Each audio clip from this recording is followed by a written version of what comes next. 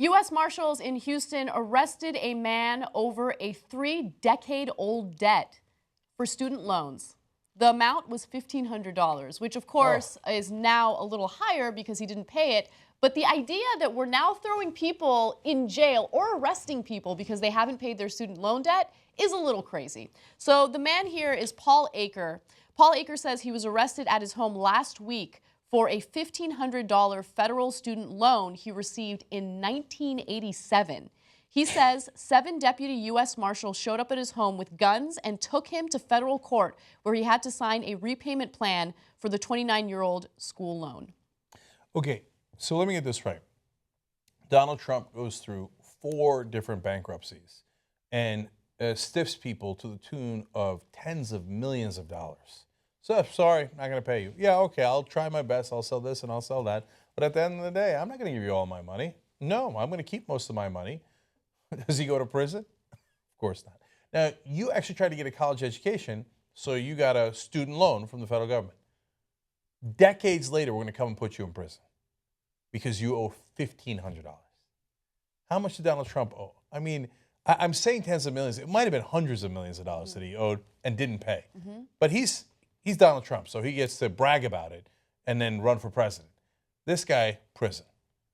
Come on, man. There are no bounds of reason.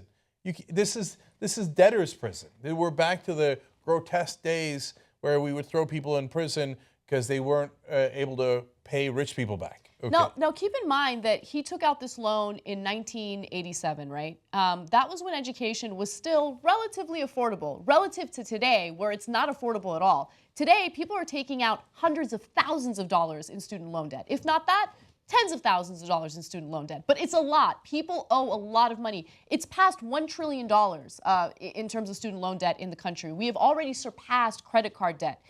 Now, how is this happening? Why is it that U.S. Marshals can come in and arrest you if you haven't paid your student loan debt? Well, debt collectors are getting judgments in federal court and asking judges to use the U.S. Marshals Service to arrest those who have failed to pay their federal student loans. Now, I looked into this story a little further because Paul Aker said that he had no idea. Like, he was never contacted. He didn't know that he owed this money.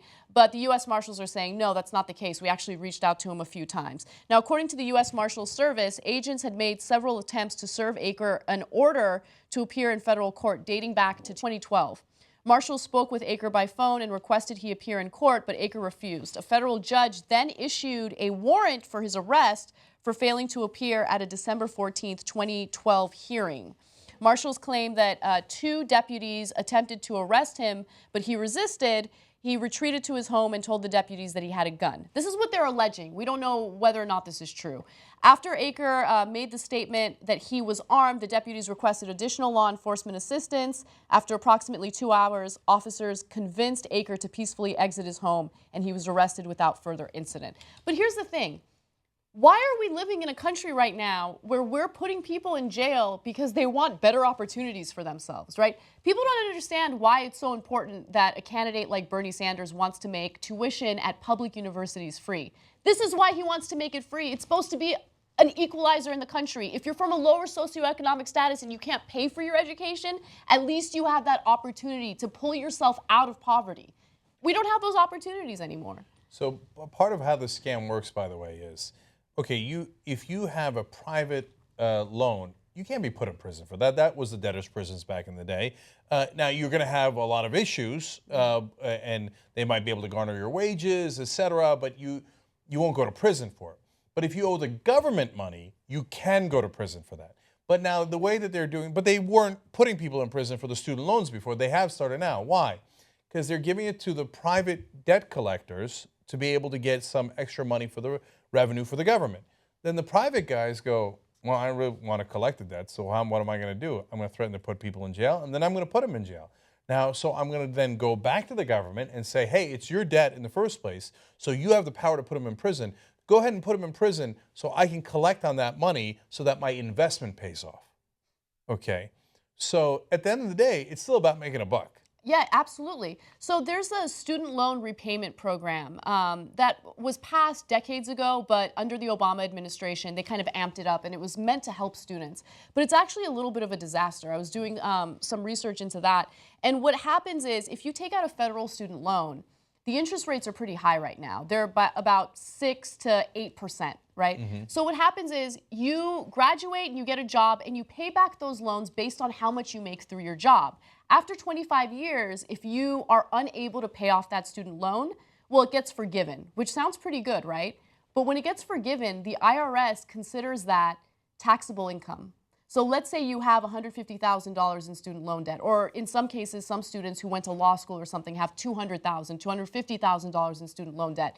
They end up having to pay tens of thousands of dollars in taxes if that debt gets forgiven. So a lot of these students get screwed over in the end. And there was this great investigative report by MSNBC about it.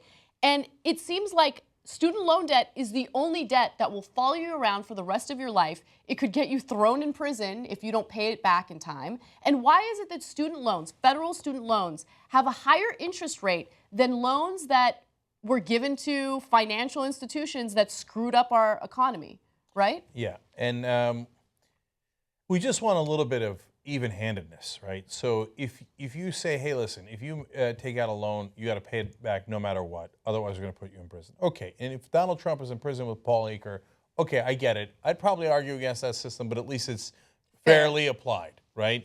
But in a system where, no, some people go to prison and others get to walk away scot-free, well, that's not fair. And it turns out, of course, the richest and the most powerful are the ones that get to squelch on the biggest amount of money, right? And the ones that are the poorest and the least powerful are the ones that aren't allowed to get away with anything. So that's not fair, and we can't have that. By the way, you think it's just Paul Aker? Apparently, in the Houston area alone, US Marshals have served now 1,200 to 1,500 warrants. So they're coming for you.